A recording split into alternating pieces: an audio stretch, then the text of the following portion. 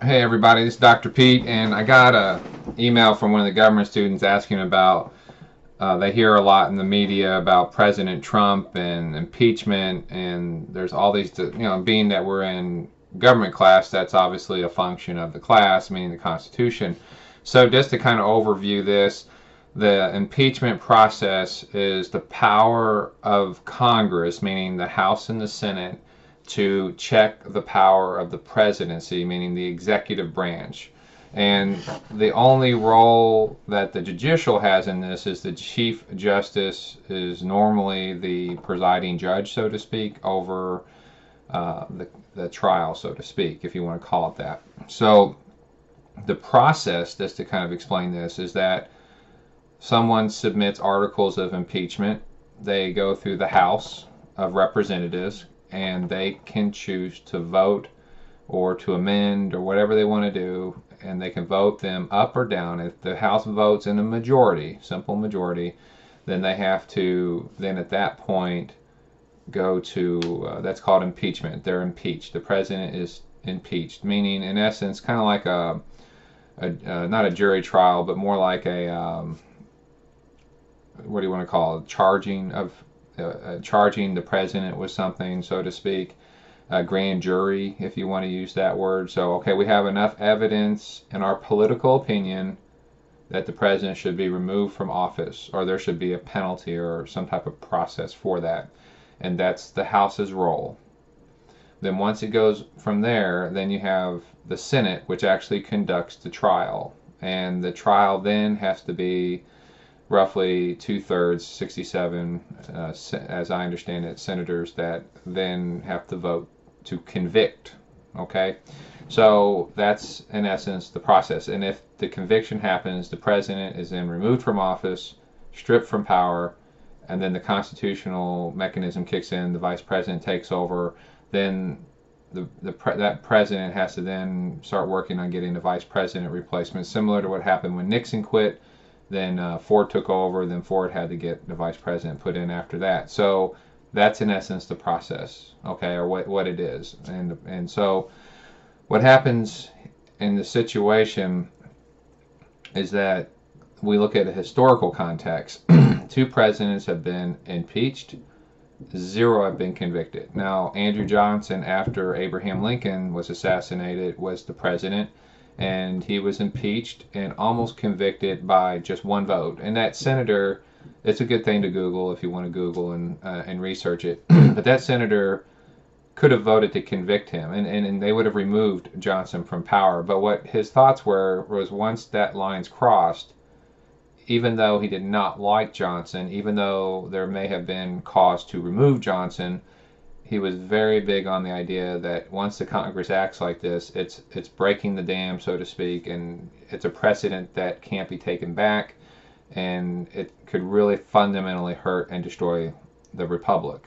So he voted no, and that was against, if you will, his party, or against his what he believed in the sense of was there enough there or not. He just didn't want to open that can of worms. So then the next one was Bill Clinton. Now, the articles covered many different things, but I believe the ones that basically passed were the ones where he lied under deposition. There was one about a sexual liaison with a White House intern, even though people talk about being consensual. I don't really care about that argument. If you're the president, you're in control of the situation. You're the president, just like a CEO would, just like a general would. I don't know if that's enough to be impeached over, but I'm saying is that he was impeached over the lying in deposition. And just because it was sex related doesn't change the fact that if I lied as a citizen, I'd be sitting in perjury charges up to 5 years in some states. Federally, it's a big deal. Okay, so in other words, there were two tiers of law here, one for the president and one for us, the rest of us. Okay. Having said that, the president cannot be tried for criminal actions because he's in essence immune, or she's immune. Okay, so they have to be removed first, then they can be charged. And so he was impeached, second president to ever be impeached.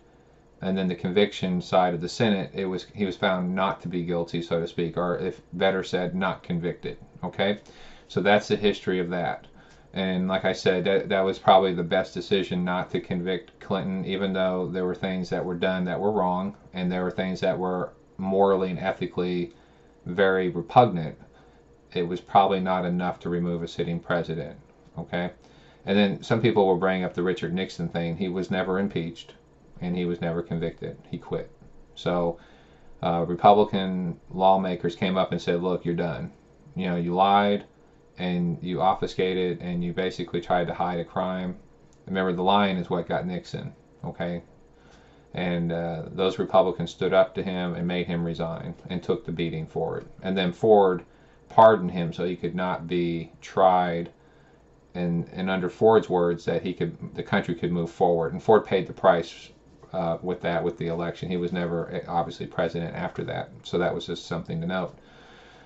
Having said all this, when people start bringing it up today with Trump, he's been in office 3 weeks. And when I hear people talk about he should be impeached, the first thing I think is the crying wolf, abusing the process and not understanding what impeachment and conviction means, very unpatriotic actions, meaning you're attacking someone for politics at the risk of the republic, because that politics comes before America, and that's one of the first things I think of too.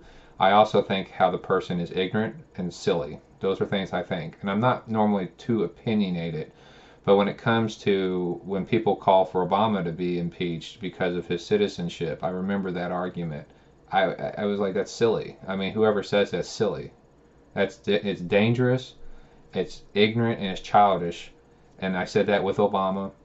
And when Bush, people talked about, oh, he conducted illegal wars. He didn't conduct illegal wars.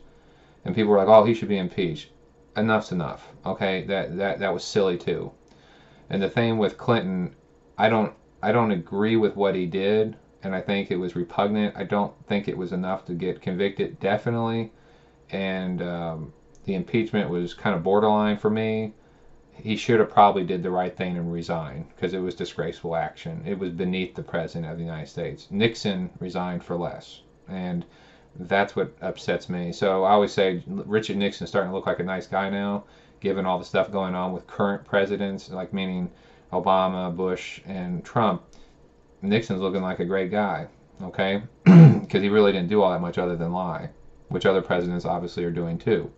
So having said that, what's dangerous about it is when you start screaming wolf and you start crying about things and you start making these outlandish claims, always ask the question, what laws were broken? And then when you hear nothing, like they'll start saying, for example, Flynn was removed as a national security agency. I had to ask someone, what laws were broken? Well, he talked to an ambassador. There's no law that says he can't do that. So what laws were broken? And when you don't hear a law broken, then it's really hard to go to the impeachment or the conviction route. It's very, very difficult, okay, because there's nothing there. And so that's what bothers me, because then when there's a real issue, people have turned off and they're not listening because the little boy cried wolf. So this isn't a game. It's not a political win, like our side wins and America loses and the structures of American government fall apart. That's dangerous. Another thing too, I emphasize with this whole process is if you justify your actions, the means justify the ends, the Machiavellian concept, then the next person's going to come along, and while their ends may not be justified because you did it, now they can do it. And that's why we try to curb power in the United States. That's why we try to limit power. And when one side says we're going to take power and we're going to use it this way, well, guess what? The next person's going to do it too. And you might not like it, but you've already let it go. So who cares? So that's called being hypocritical. And it's something that it gets old in class, and I'll say that. So if someone wants to defend Trump, that's fine. Do it with facts. If someone wants to attack Trump, that's fine. You can do it with facts. Either way you pick, I don't care. You can do that with Obama. You can do that with Bush. You can do that with Reagan. Any president you want. But use facts. Okay? And don't use fake facts. Don't use self-centered facts, ones that aren't really facts. use evidence, sources, and at that point, you've done academic work. And I can live with that, whatever choice you make. But what I don't want to see in class is silliness. Like, you make statements in papers and they start making these outlandish claims, and there's really, it really shows an ignorance to the Constitution and an ignorance towards the system. So while the student asked more about the impeachment process, hopefully I covered all that. But what I'm trying to emphasize is how dangerous this game is. This is our government, this is the Constitution, and when people trivialize it, then we got a big problem on our hands, and then it degrades the system. And then once the system's degraded, that's when we get dictators, tyrants, absolute rulers, monarchs. That's how we get those people. And that's when we start having violence, destruction of property, people getting hurt. That's the danger of this system not being respected. So we may not agree with people, but we don't have to resort to violence. We don't have to destroy the system. We don't have to burn it down. That's important. So hopefully that answered your question. And if not, drop me a line. I'll try to do better next time. Thank you and best of luck.